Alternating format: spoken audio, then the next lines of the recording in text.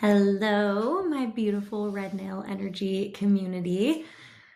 I am sitting down with you for a little solo episode that has just kind of been on my heart, and I feel like is a little bit of a repeated theme within my community, within my friend circle, family members. I think that a lot of us are being called to make some decisions right now. Some of them may be sort of small and have been a long time coming, so it feels a little bit easier. Other decisions that I'm witnessing my friends and close community circle go through are a little bit bigger and have required more contemplation, maybe weighing out some of the pros and cons, and also some pretty significant aligned action and taking a risk in making some of these decisions.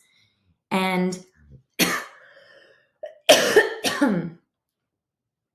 that really got me thinking about what the decision making process even looks like, especially as an aligned, intuitive, soulful person, and the importance of trusting ourselves, of allowing ourselves to move through some of the stages of decision making with grace, with forgiveness for ourselves, with a little bit of curiosity and even playfulness. And so I just wanted to chat with you guys and kind of talk through the art of decision making and some of the things I've learned along the way or have picked up from experts and people that I've listened to in speaking about this. I'd invite you before we begin to just kind of drop in, to take a couple deep breaths, maybe think about your breath for the first time today, and just settle into your body. Maybe there's a little decision or a ping or a nudge that's been wanting to come up and be explored. And if that is surfacing for you right now, because being in a safe space where it feels like maybe you're just hanging out with a friend and you're free to allow those things to surface, maybe pause my audio or turn I keep wanting to say stereo, which ages me so much. Turn your speaker off or maybe your car speaker altogether and instead honor what is being called for you to explore within yourself. At the end of the day, this recording is still going to be there when you're done with that. But if it feels like maybe you were seeking a distraction by turning my voice on or putting a podcast on, I'd encourage you to be a little bit curious about that and dive a little bit deeper and let some of those thoughts and feelings surface. But if not, and you still want to buckle up and join me for this little ride, welcome. I'm glad you're here. I've been in a little bit of a season of making some decisions lately that have been really exciting and have welcomed new opportunity and experiences into my life. I feel like things go through such an ebb and flow. And for me personally, being the most attuned to my own life and experience, of course, that's the only thing I can speak from. But I feel like I go through these phases where things get freaky and flow, and I'm able to really relax in proportion to what the universe is bringing into my life. And I'm able to really see some of the fruits of the labor, of the hard work I've done. And it kind of feels like, ooh, everything's really coming together. And then it kind of goes quiet. And I'm invited to step into a new level of self-awareness, of growth, opportunity to lean back into what I've truly found to be my biggest universal lesson that I'm brought here to learn. And that is self-love, self-compassion, really knowing how to prioritize myself and my needs before the needs of others. Because for me, prioritizing others and ensuring that everyone else around me is okay is a lot easier than kind of putting myself on center stage. And it's been an act of love and, again, grace and patience as time has gone forward. But it's also been this really beautiful thing where when things kind of flutter away and the world around me gets quiet again, I get to a new level of depth and self-understanding and self-compassion. And then I'm geared up for that next wave of kind of alignment and flow to come through. And I really believe that the more that we can relax in proportion to that. And the more that we can just kind of trust and release the reins, the shorter that span between those moments of flow and alignment becomes. And then that kind of becomes the norm. And when something happens where a person, a place, a situation, a job is kind of pulled from our life unexpectedly, we kind of just let it roll.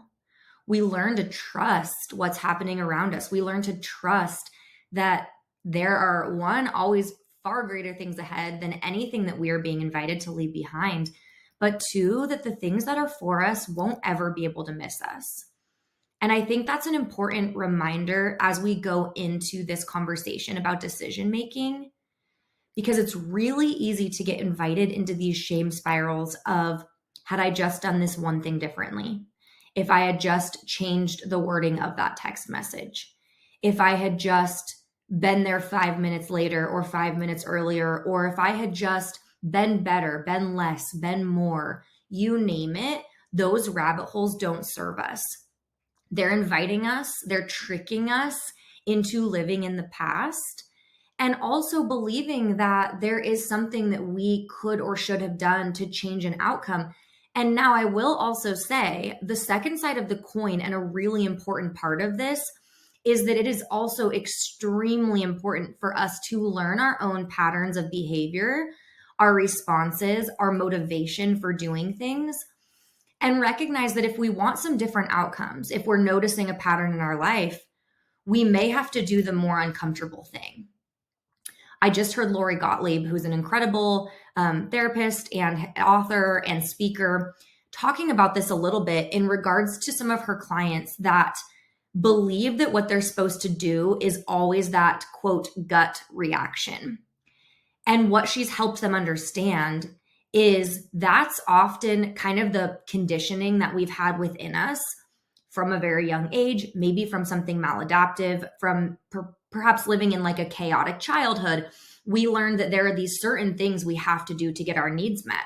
An example that she used was people that cry. So she'll have, a couple, let's just say a husband and wife in like a typical typical relationship, will come in and she'll witness the, say, woman saying, I can't get him to open up. He's not emotionally attuned. He's not emotionally aware or responsive. He won't talk to me about anything. And that's her complaint. And then when they turn to the husband and get to a space of safety where maybe the therapist has kind of pushed him a little bit in getting to a place where he's willing to open up, the moment he starts talking about how he feels, the woman starts crying, shuts down, puts her hands over her face, cowers forward, gets into this positioning that is very vulnerable, but also could be seen as somewhat of like the victim or even maybe the martyr in this situation. And that Lori was saying that sometimes that is an act of manipulation. Crying can be used manipulatively and maybe was a maladaptive strategy that was taught in childhood where mom and dad are fighting so loud that unless I cry and scream, I don't get their attention. Or mom or dad was an alcoholic, and so they were never really present or around. But in these moments where I hurt myself and was crying, or I was scared and I was crying, I started to associate that with getting my needs met and connection. And so when something happens that feels confronting, my first instinct is to cower down and cry without realizing that that is shutting down this person that I have just walked to the edge of the cliff and said, you're safe here. Please tell me how you're feeling. And the moment they say, I feel, you push them off.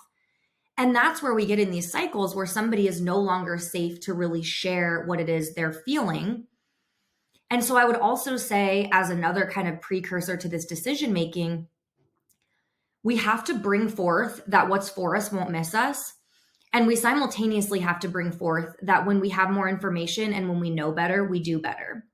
And so there may be situations that you look back on and you think, oh my goodness, like if I was the version of myself now in that situation, it wouldn't have ended the same way. And that's beautiful. That's awareness. But that situation brought you to the very place that you were able to grow, learn, have this new awareness that now you look back going, oh my gosh, I can't believe that I sent that 5-page text message to that person that had just told me that they weren't interested. And it helps you recognize like, okay, I would do that differently, but there's also no changing the past. And so acceptance and true kind of resting into and belief of that is so powerful because it unlocks us from the purgatory that the past often invites us into. It allows us to move forward, to change different endings, to change the outcomes, to change our behavior in proportion to what it is that we're experiencing. And it's really important to bring forth with that the notion that we have to change our behavior if we would like to change the outcomes. And so it's an interesting dichotomy because we can get very invited into these spirals of like, oh my gosh, I'm bad. I should have done this differently. And I think the piece of knowing I can't change it and now all I can do is move forward can be really comforting. And so if you're listening and you're finding yourself in that space of rumination, could have, should have, would have, invite yourself to lovingly imagine a pair of scissors where you cut that energetic cord. You say, I'm no longer thinking that. I'm no longer looking in the rearview mirror. I'm no longer going down these what ifs. And instead, I'm going to bring forth this new information that I have and feel empowered and thankful and grateful for that experience that brought me this new information. Decisions are not just logical. A lot of people that you speak to will argue that decisions must be very logical and well constructed, and that is kind of the end all be all. But I've really found that decisions are energetic, they're emotional, and they are deeply intuitive. Deeply intuitive. And the more that we can learn how to trust and strengthen our intuition, the more we're able to be kind of playful in our co-creation with our decision making and the outcomes, and then adjusting our sails and pivoting and continuing to move forward in this way where we're sort of playful and we don't hold ourselves in a mistake of like, I wish I would have done that differently. We just gather more information and then shift and continue to move forward. A lot of us seek permission externally instead of turning inward, particularly in moments when we are making big decisions. And I don't want that to be confused with cutting off your support system. But I would challenge you, if you are someone that the minute you have to make a decision, you involve the entire group chat, 10 family members, 5 other coworkers, you have to outwardly process every single thing, to challenge yourself instead to sit with that decision and even say, I'm going to wait for 24 hours of having this information myself and strengthening my trust within myself. I would say I am a very trustworthy person, and I'm cautious and cognizant and fiercely loyal and protective of the people in my circle. And I've also realized over the last few years that one of the biggest aspects of being trustworthy is recognizing if you have trust within yourself, which again, I used to argue, absolutely I do. I can trust myself. If I make a decision or make a commitment, I'll show up, I'll follow through. If I tell myself I'm going to do this, I will. But what I didn't realize is I had very blurred lines when it came to my ability to hold truth within myself or hold uncertainty within myself and not immediately have to seek outward and external validation. And what that would look like is the moment I say got a communication of some sort, a text message, a phone call, a Slack message at work that elicited a response within me, instead of being able to regulate internally first, my regulation attempt was co-regulation. Screenshot it, send it to my best friend. Screenshot it, send it to the coworker. Screenshot it, send it to somebody that's not involved at all, so I'm not breaching trust within this circumstance, but ask for their opinion and most importantly, validation in saying, whoa, that person was way off base, or that was crazy, or whatever it may be. Because the minute that I got that validation, I gave myself permission to feel okay within myself.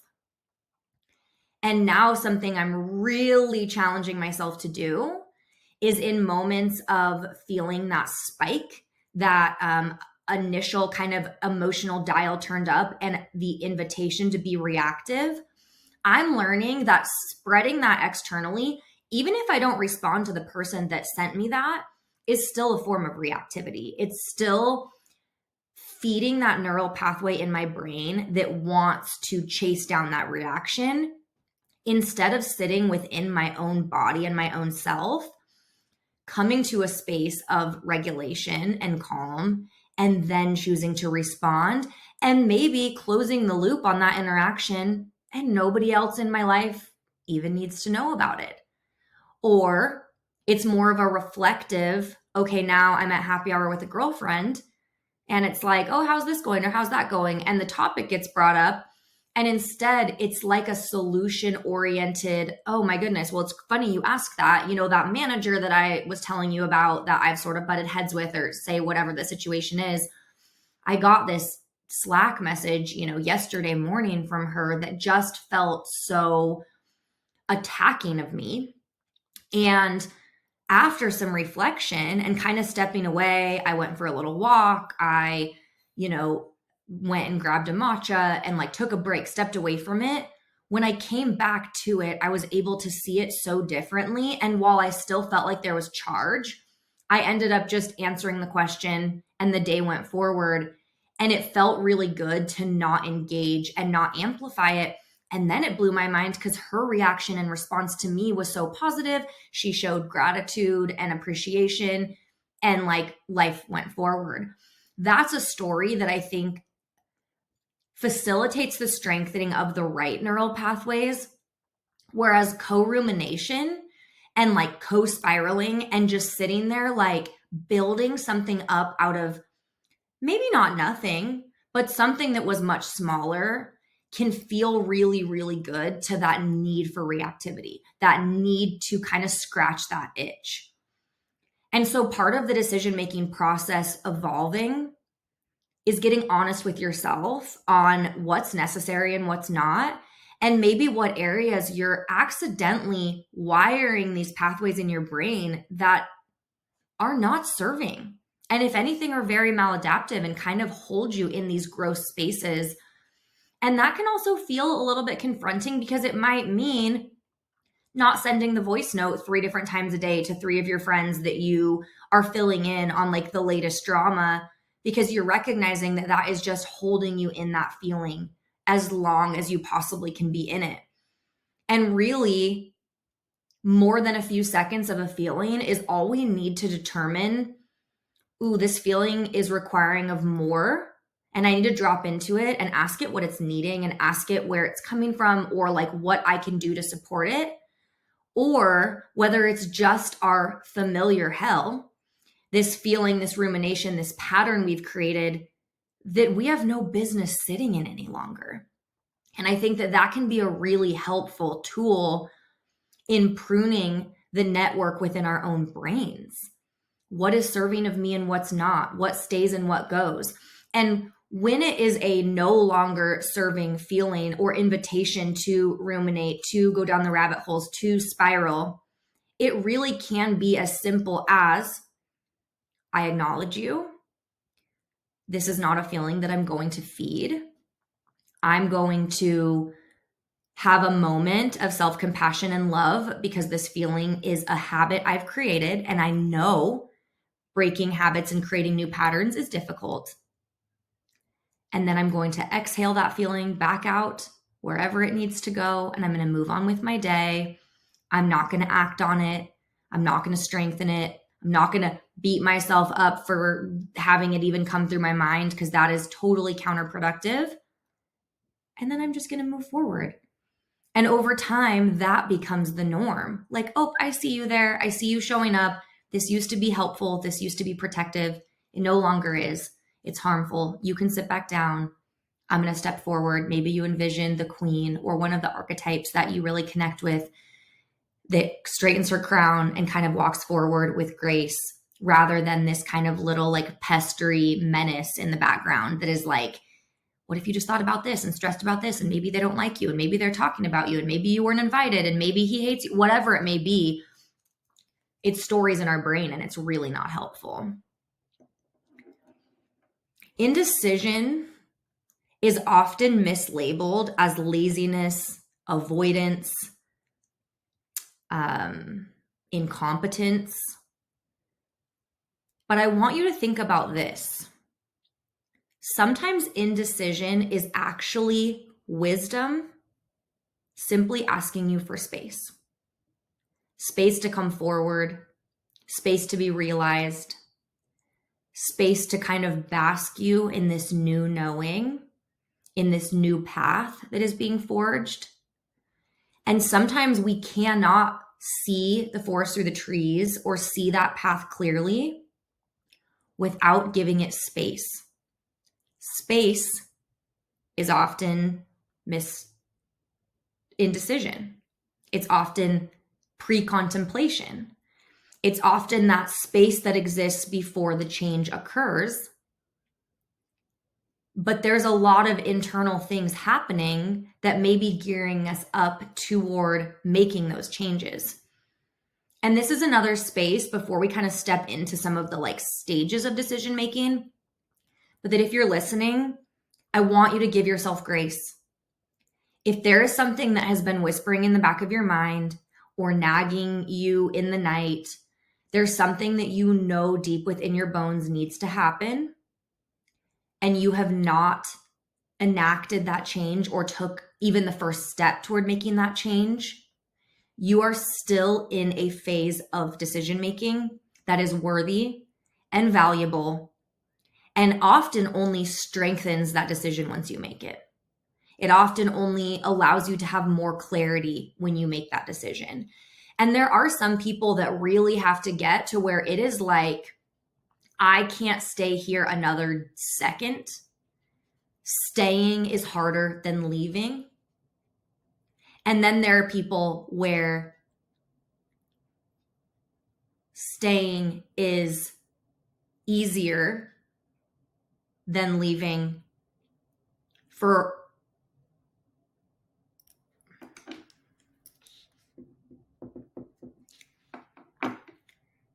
And then there are people where kind of taking the leap is actually much easier. Making the change and then sort of dealing with the aftermath is easier than like getting to that point where I can't sit here for one more second. I can't be in this job for one more second. This relationship has been over for 3 years and somehow I've sat in it. Now, I'll level with you guys a little bit and tell you that for me, making the big change is often easier than staying somewhere that I've outgrown, staying somewhere that is no longer serving me, staying somewhere that is not healthy to be in. And in the past, that impacted me in ways of kind of making like little mini fires in my life, sort of burning things down without really fully assessing how much foliage was around that thing that I was about to set on fire, how much that might kind of cascade outward and create bigger issues. And I also really, really used to think that decisions to leave had to be physical and had to involve the other person or the situation kind of knowing. Now, what I mean about that, because obviously there are times if you leave a job, the job's going to know. If you end a relationship that's a romantic relationship, the relationship is going to know. But there are ways that we can make energetic change occur, and we can set boundaries energetically. We can remove ourselves from situations without having this like big to-do around it. I have a situation that is coming to mind a little bit with a friend and a significant other that she was seeing that I was not comfortable being around for various reasons. And when I think back on the way that I relayed that information to her, I was trying really hard to energetically set the boundary, to just remove myself. But what ended up happening is it came to a head where I was forced to be in a situation where we were all there together. And instead of being able to see that as like a one-time thing where I can remove my energy from this person and just be over by these other people. I can still be kind and say hello. It resulted in this like a big discussion in public. It wasn't a fight, but it was a long discussion that now when I look back on it, it's like, man, that was really unnecessary. And then only snowballed into it being like a known thing that there was an issue there. And while I was valid for every reason and thought I had in not wanting to be around this person, when I actually look back on it now, I believe I would do things differently with the information I have now. And I would be able to be cordial in knowing that maintaining that peace in this particular situation, I'm not physically unsafe, I'm not psychologically unsafe. Maintaining the ability to coexist would have alleviated some of the problems that happened in the future and still allowed me to maintain self-respect. I think I used to believe that if I didn't create a scene and ensure that I had like written it in blood that I am no longer associated with this person, that meant that somehow I was blurring my own boundaries and my own respect within myself. But now I'm realizing that peace is everything.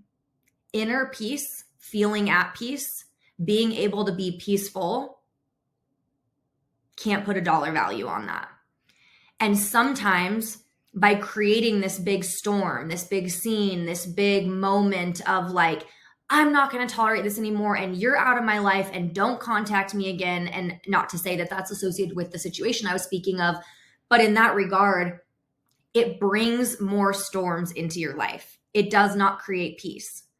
Whereas being able to just kind of lovingly cut the cords, choose where your energy and attention goes, allows you to still set an energetic boundary and make a decision and make a change that you feel sovereignty within yourself about, peace within yourself, you're respecting yourself, and the outside world just sort of reflects that energetic decision that you've done versus, again, maybe invite somebody that is not emotionally attuned or aware or mature enough to even have a conversation with you about this particular situation. And so now it's like head to head and, oh, we can never be around each other. And so now everyone else is involved in that as well.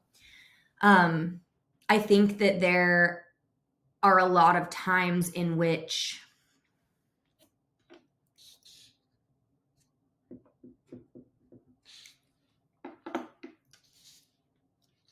okay, so let's talk about the stages. We already have kind of grazed through some of them, but I do want to make note of this because I think this can be a helpful understanding and realization, at least for me it was.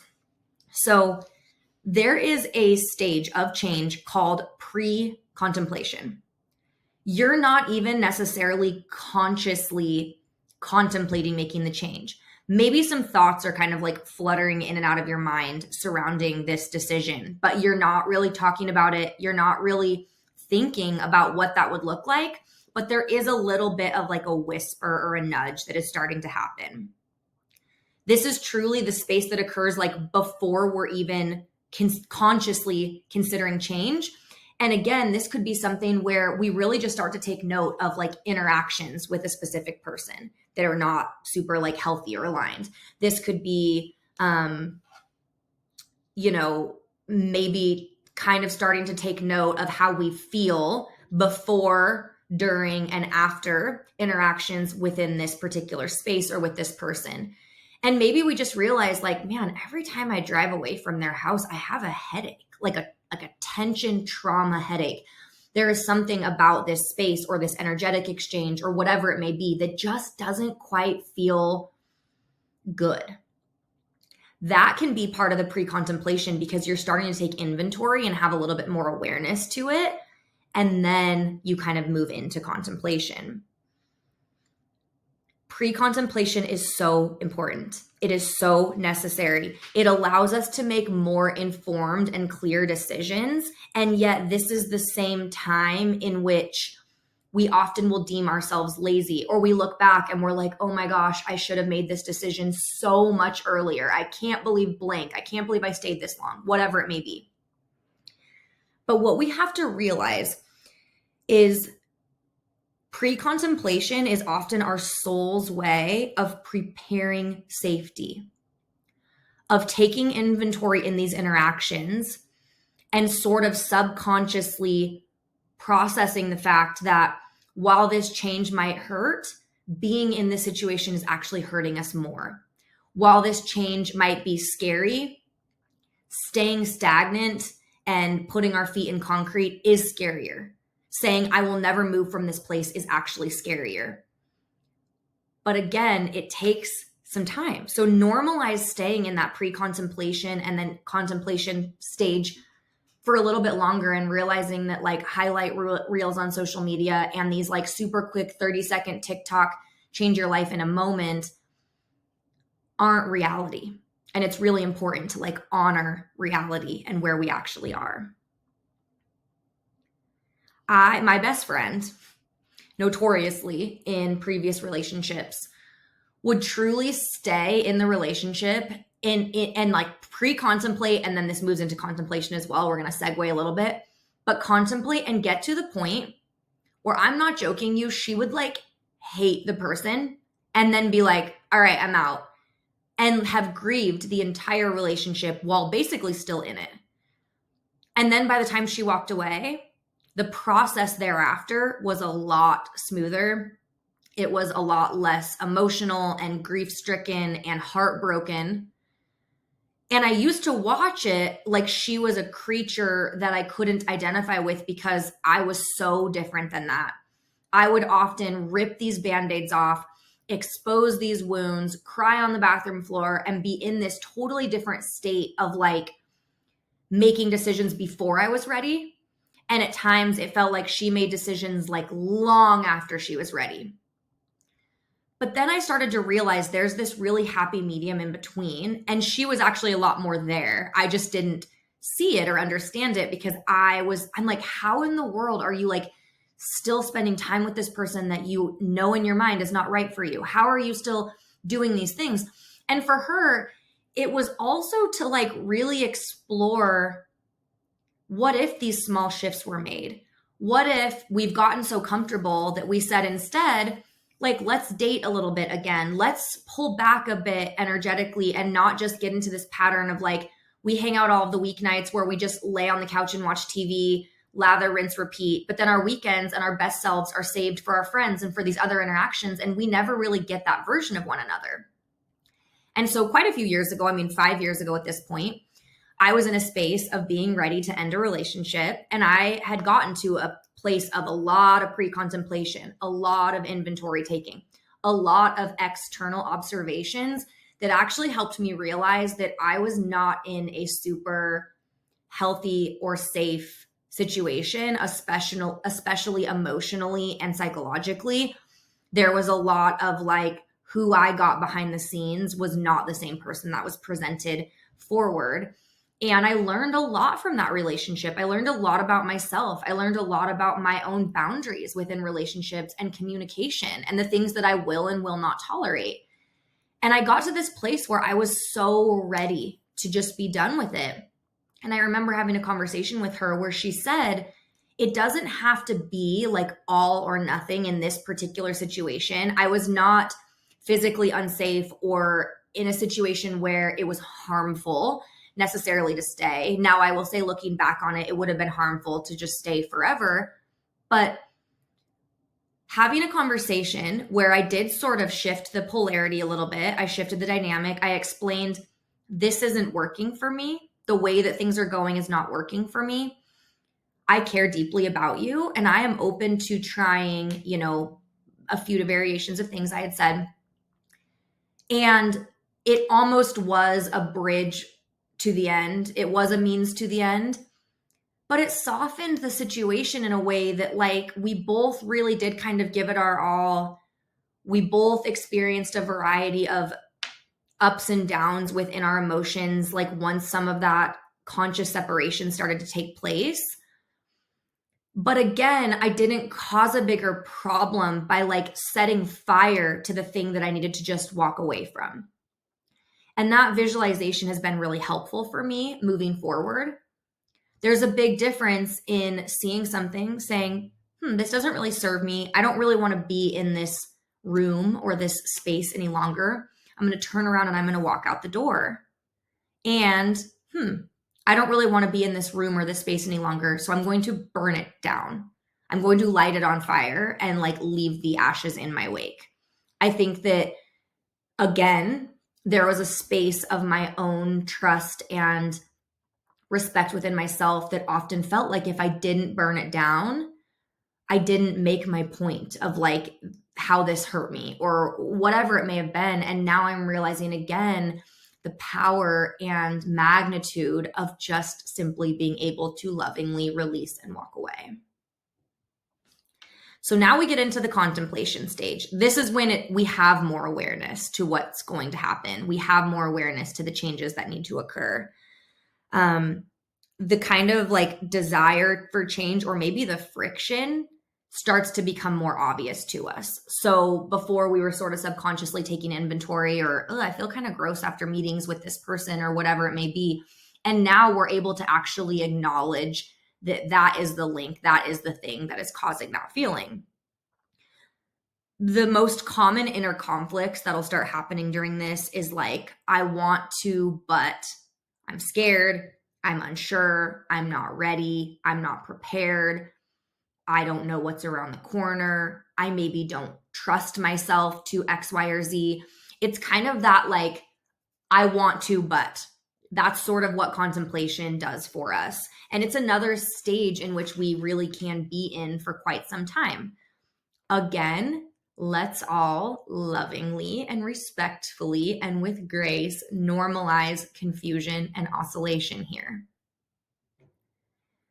There are some tools and things during this contemplation phase that can be really helpful. And I'll also say that oftentimes when I start either suggesting people that I'm working with or working alongside utilize these tools, or I find myself reaching for them, I actually kind of already know the answer. And yet my brain operates a little bit better with some clarity and certainty now because I've really strengthened my ability to not just make rash decisions. I'm a lot more reasonable when it comes to taking time and care within decisions and knowing that that's an act of self-respect in itself to not have to go backward and like undo what I just did. One thing that we find ourselves doing is making a pros and cons list. If I find myself doing this about a relationship, I don't any longer because the minute I pull that piece of paper out, I already know my answer and it's done and it's over. It's been years since I've used that tool for relationships in particular, but it is helpful sometimes to see it on paper and to also kind of lovingly challenge and question within yourself, what positives is this bringing? Like, what good is this bringing to my life? Because sometimes our commitment to the thing is stronger than the thing. Our commitment to having a romantic relationship with this person and not being an old spinster and being chosen by a guy and getting married and whatever is actually deeper than the person itself and what they're even bringing to our life. And when we can get honest about that and we strip away the pros of being with somebody is not just like, I have a boyfriend, I'm being chosen, I don't have to show up single to things, or maybe I do still show up single because they don't come with me, but at least I can tell people I'm not single. Those are not pros about that person. Those may be general pros about being in a relationship, which again, I would argue I would rather be alone than be with somebody and makes me wish I was alone or feel like I'm alone. But I think that getting really honest about the particulars, the specifics around it can be really helpful and kind of eye-opening. So while I think sometimes, again, we know the answer when we start making pros and cons, seeing it all written out in front of us can be helpful. Another thing I really encourage people to do that can feel super low risk, low stakes, low energetic requirement, I guess, like it doesn't take a lot to do this, is to print out a calendar, like for whatever month you're on, and it just has the boxes and the, days, and that's it on it. It's just like a blank calendar. And whatever that thing is that you're maybe contemplating and trying to make a decision around, at the end of every day, all you do, it's binary. You pick two. You pick a smiley face or a frowny face. That is it. There are two options. Sometimes friends will sneak in a little neutral, but I'm like, that to me, frowny face. If it's not, I mean, it's a smile that day. It was all positive, or there was a lot more positive than negatives. Or like, to me, a neutral or a frowny face is like, is that really something that's worth staying within? So sometimes that snapshot can be helpful, because when we are used to just like plugging through the day and being like, tomorrow will be better, let's just get through today, I'll get through tomorrow, all of those tomorrows become our life. They become the entirety of our experience on earth. And if we can look at a month and there are so many more frowny faces than smiley faces, or even if it's like 50-50, it's time to make a change. And I want you to lean in when I say this. That does not mean, if it's about, say, a romantic relationship, that relationship is just over automatically. It means it cannot stay existing in the capacity that it is right now. Something has to change. And I think that awareness of looking at that, and then I've seen people that'll kind of start jotting more notes within it. At first, it feels manageable to do smiley face, frowny face. But then as time moves forward, they add a little bit of notes. They add some examples of the things that maybe caused it to be one way or the other. And then it gives you a little bit more information. And it's kind of like a super low stakes journal activity of this one sheet of paper where it captures a snapshot of your experience within that job, that relationship, whatever it is, throughout a month, where you can really look at it and be like, wow. And then maybe notice some trends. This, person that I interact with every Friday, all 4 Fridays were frowny faces. And then when I looked at the weekends were really impacted. Oh, but I had this one Friday where I didn't have that meeting, that interaction with that person, and the whole weekend went better. So what are some of the things that I could do to help improve the interactions with this person? If it's a coworker that I can't just like snap my fingers and cast a spell on them and make them evaporate, what are even some of the things that I can do to change my porousness around that, to not absorb so much of the interaction? What are some of the things I can do to kind of protect my energy space before I go into these interactions? What are some of the things that I can do to really like shake them off and regulate afterwards, so I don't go into my weekend transferring this feeling to everyone that I'm around, and therefore creating this like negative spiral everywhere around me? I think that with the kind of contemplation stage, it then moves into the preparation and action phase. And that could be, you finish looking at the list of the month. And again, preparation and action does not mean that you just then immediately end the relationship. I think small, manageable changes and shifts are a lot more sustainable than doing something just like it's 0 to 100. And a little kind of like playful example that I'll give you with this is, when I very first bought my house, I was like, it needs to be done and decorated and perfect like by tomorrow. And I impulse bought. I also like didn't have a whole bunch of money at the time to be like making my house exactly how I wanted it to be decorated. So I found myself like on Amazon ordering these like weird canvas art things, and then like overnighting them, and then I'd put them up on the wall. And it really quickly I did, quote, finish decorating my entire house, and I hated it. And I found myself like, I would slowly take certain things down and create space to figure out how I wanted to fill it. And now having like a blank shelf or a blank wall is one of my favorite things in the world, because then I get to be receptive and open to what fills that space. I'm not just like hoarding things left and right and shoving stuff I don't even like into things. And over the last, 10 plus years of owning my home, I have slowly but surely undone what I did impulsively to now have it be a space that I love. And yet it was a huge lesson for me in knowing that it's like, maybe at least look below before you jump. Maybe at least kind of like prepare yourself for some of the consequence of this action, versus just immediately do it and then undo or try to go back and, damage control your way out of something and create even more work for yourself. again, the sustainability of the changes is going to make a difference within whether it's a one time or a 10-time thing, or whether it's sustainable where you can continue on with these changes forever. It's a reason why like New Year's resolutions or some of the kind of big, like I'm going to just change my entire life overnight type decisions don't often work and are not sustainable.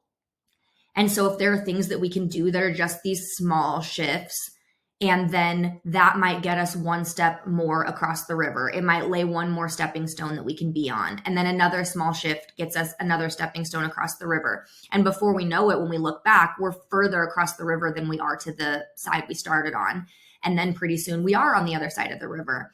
And we realize like, I can actually stay over here. I'm not just like jumping in and getting swept away or trying so hard to like jump across, and maybe mid-air for a second I'm like, holy cow, I just moved 50% of the way. But then what? You fall in the water, you get soaked, you get drenched, you get swept downstream, and you get out on the same side you just started on and have to do it all over again.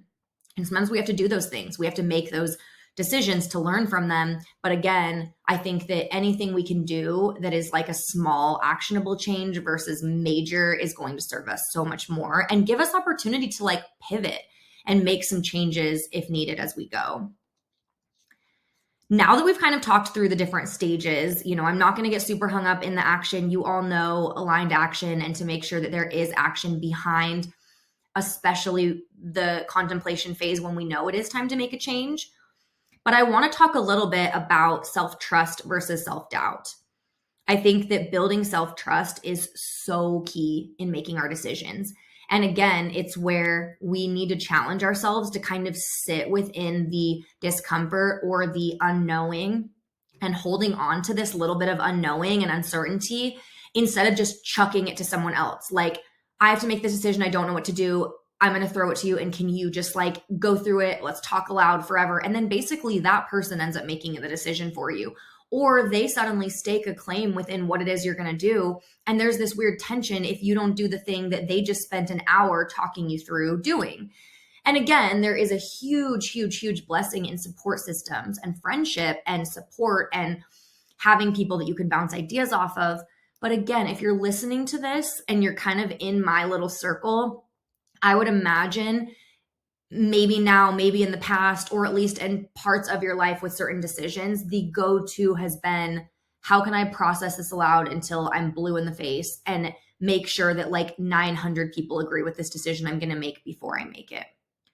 And there's actually so much power and trust within sitting in a thought, choosing the outcome, feeling self-respect and trust within that, making the decision, sitting in that for a little while, and then potentially processing it if you even need to, but learning to make decisions a little bit more that way versus peanut gallery all around. And suddenly I'm like doing an Instagram poll on whether I should end this job or end this relationship or not.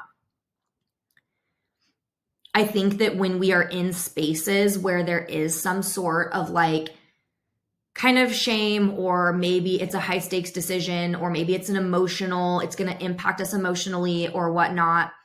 If we pause and we just ask ourselves, what would it look like to make this decision from a place of self-love versus self-judgment or shame or that type of like a negative lens?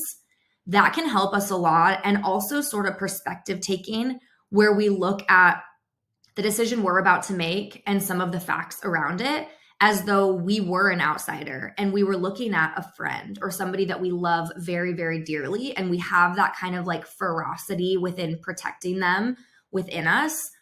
And that can also give us perspective sometimes of like, wow, I'm staying in this, and yet I would never want my daughter to be in this position. I would never encourage my daughter to stay another day. I would never encourage my best friend to keep tolerating this disrespect, this abuse, this behavior, this communication or lack thereof.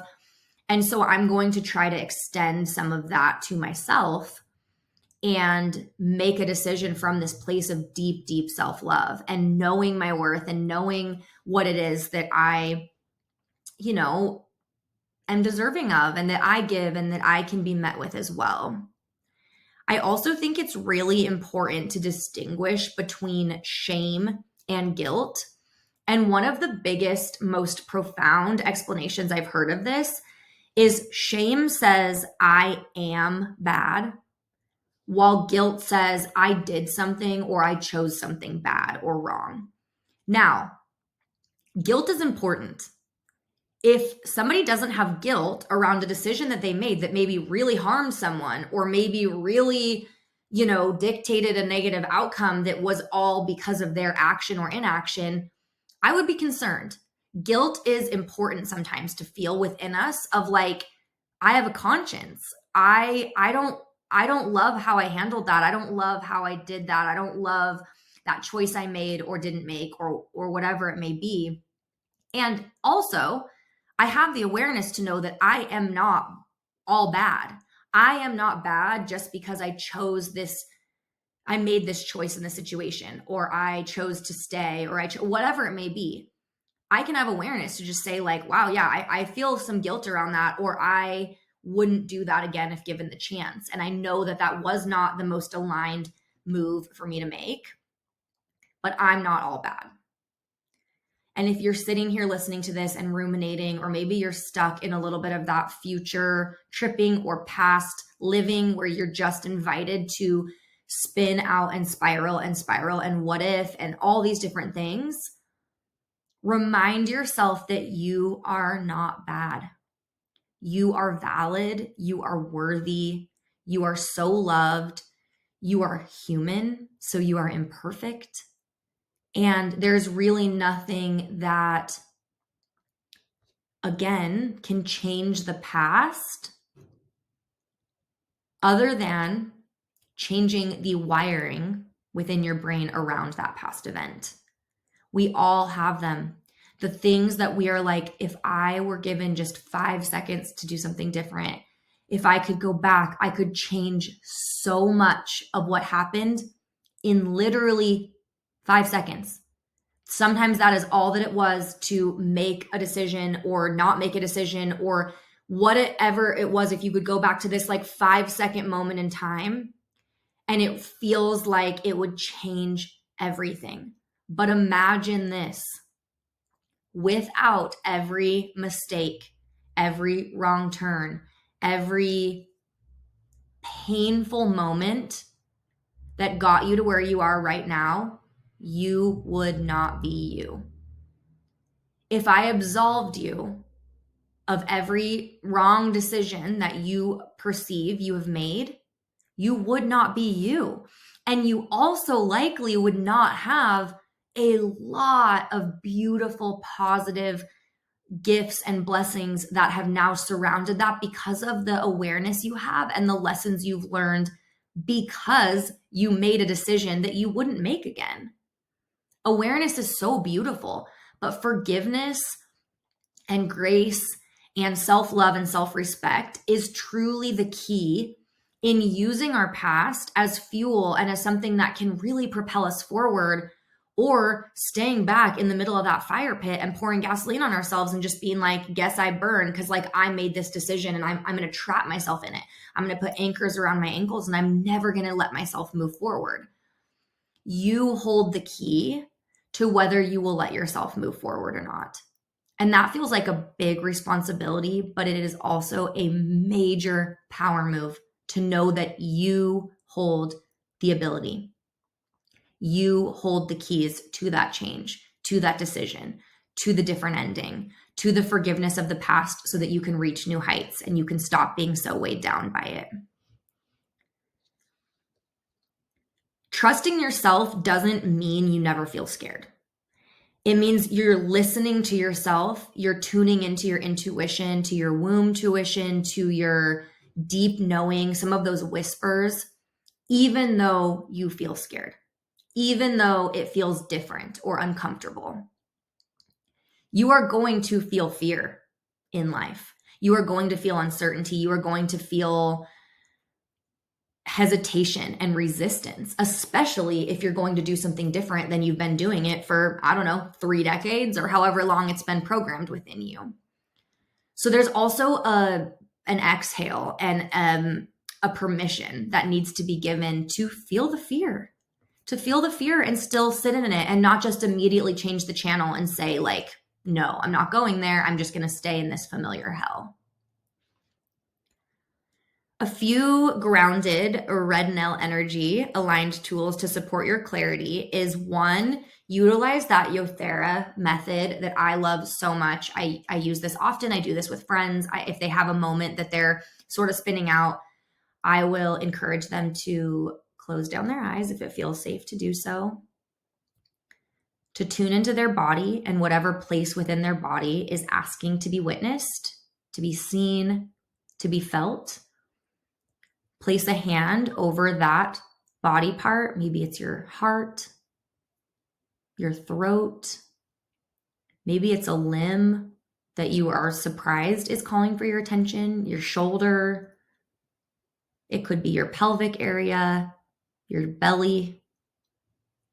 What area of your body is asking to be seen and witnessed? And then drop in a little deeper and say, what's true for me right now? Or what is it that I need to know?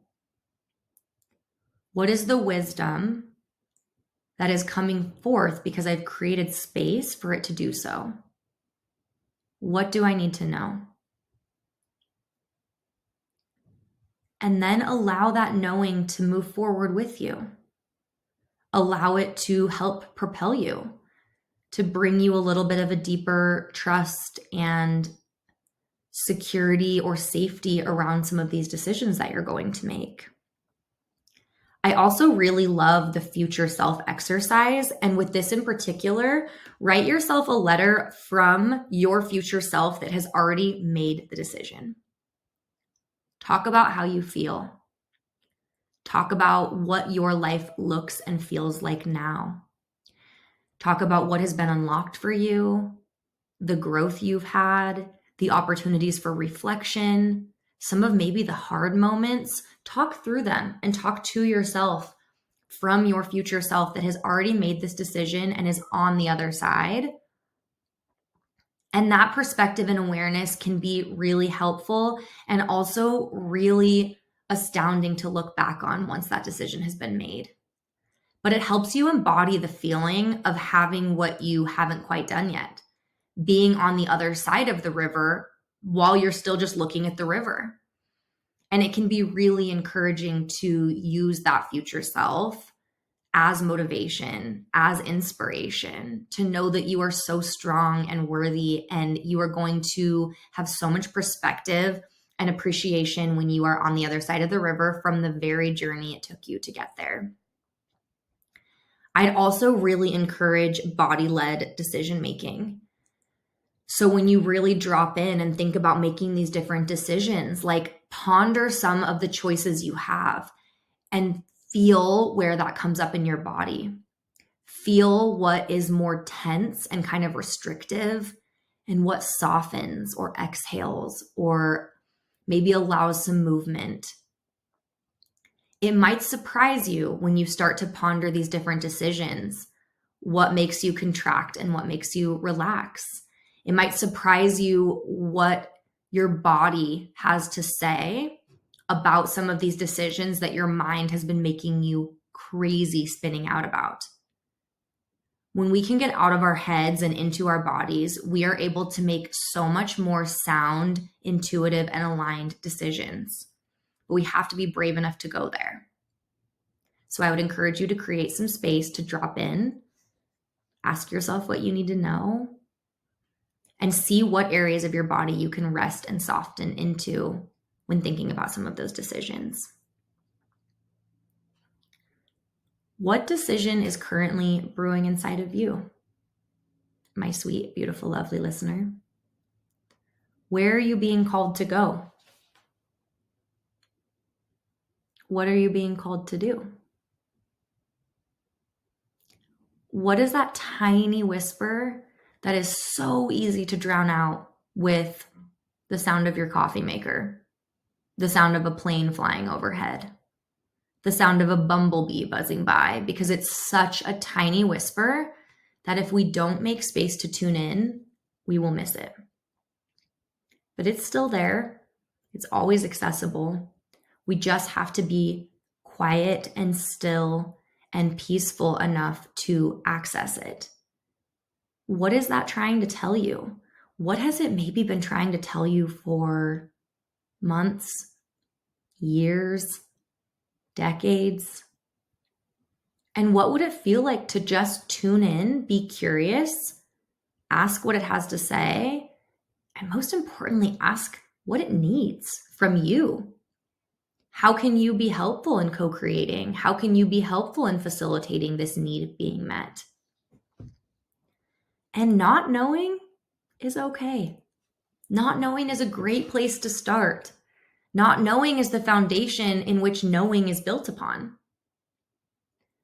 And if we at least don't know, we have awareness to what we don't know. If we put blinders on and we just close the door to the rooms that are begging us to open them and walk inside, we will live in our heads, in rumination, in spiraling and spinning out, and we won't ever actually get to the root of what it is that our body or our mind or some area of ourselves needs in order to really, truly meet that need and move forward. Grace must live in the space between clarity and action. When we have clarity around something, we give ourselves grace for the ways in which we found that clarity, the ways in which we were able to receive and access this new information. We sit in that grace for ourselves. We love ourselves. We look in the mirror and we say, I love you. I love you. I support you. I see you. I respect you. I am with you. And then we take aligned action. And what a beautiful difference it makes to take action from that spot and not from the first moment our cheeks flush or our knees start to knock or our teeth start to chatter or our fists clench. Those are old patterns. If it is hysterical, it is historical. If something creates hysteria within you, so that rise, that immediate reaction, it is historical. It is something from our past that is begging us to acknowledge it. It's not asking us to lash out on our coworker. It's not asking us to call our significant other a name. It's not asking us to hang up the phone and tell somebody to never call us again. It's asking us to look inward and ask it what it needs from us. And that is the ticket and the very change to all of the outcomes of our decisions. If we start from that space of grace and love and deep knowing and worth, our decisions and therefore the outcomes of those decisions will be so much more aligned with the path we are intended to be on. I love you. I love you even in the moments when you feel like you can't love yourself. I see you and support you, and I'm so blessed and grateful to have you alongside me on this journey while we all figure out what the heck any of us are doing, and we make mistakes and we laugh and we play and cry and support one another and truly feel seen by this beautiful community, but more importantly by ourselves first and foremost. And again, it's weighing on my heart and feeling very intuitive to just end this with, if there's something that is trying to get your attention within you, what can you do today to listen? I love you guys so much, and I will catch you on the next episode.